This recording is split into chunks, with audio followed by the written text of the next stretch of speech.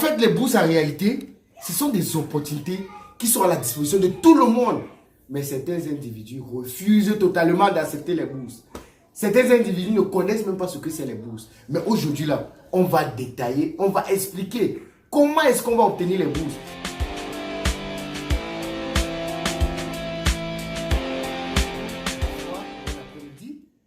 Peu importe le coin du monde que vous vous trouvez, je suis Anguiba Serge Andigema, cofondateur de Bison Scholars.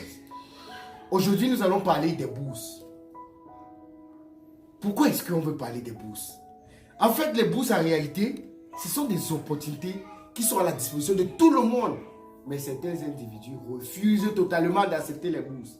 Certains individus ne connaissent même pas ce que c'est les bourses. Mais aujourd'hui, là, on va détailler, on va expliquer comment est-ce qu'on va obtenir les bourses. Mais avant de parler des bourses précisément, nous allons ancrer comment est-ce que je fais pour obtenir une bourse. C'est-à-dire que, avant de dire je vais postuler pour une bourse, quels sont les préliminaires nécessaires pour pouvoir obtenir une bourse? Ok, maintenant, nous allons aller les bourses. Pour obtenir une bourse, en réalité, 4 principaux critères. Nous avons 1.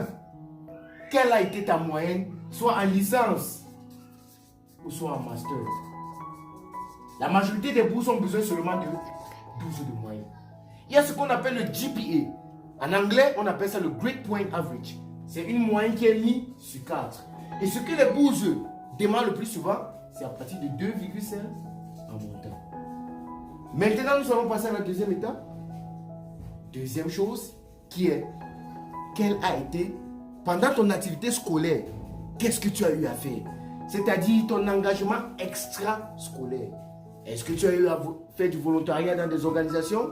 Est-ce que tu as eu à faire même des centres communautaires ou des campagnes même communautaires? Deuxièmement,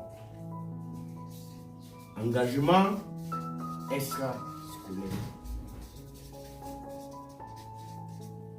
En troisième lieu maintenant, c'est ce qui nous intéresse le plus. C'est même ce qui est pertinent même dans le curriculum scolaire. Est-ce que tu as la motivation?